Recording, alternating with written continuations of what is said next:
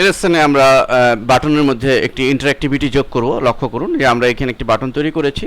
আমরা যদি শো এ confirm box এখানে ক্লিক করি তাহলে আমাদের সামনে একটা মেসেজ বক্স আসবে, এবং আমি যদি ওকেতে দেই তাহলে সে ইউ প্রেসড ওকে, অর্থাৎ আমি ওকে দিয়েছি সেই মেসেজটি সে দিচ্ছে।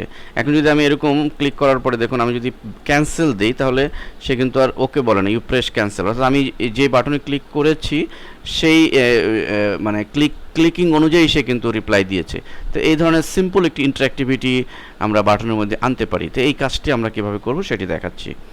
তো সেটি করার জন্য আমরা হেডের মধ্যে এই কোডটুকু স্ক্রিপ্টটুকু আমরা কপি করব এবং আমরা ড্রিমওয়েভারে নিয়ে যাব,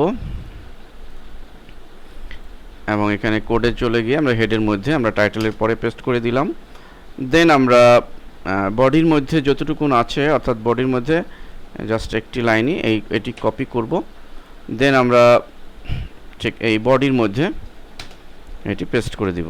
এখন আমি ফাইলটিকে সেভ করছি বাটন হিসাবে। আমি যদি এটি ব্রাউজারে দেখি, দেখুন শো এ কনফার্ম বক্স, প্রেস ও এ বাটন, ওকে দিলে সে ইউ প্রেসড ওকে।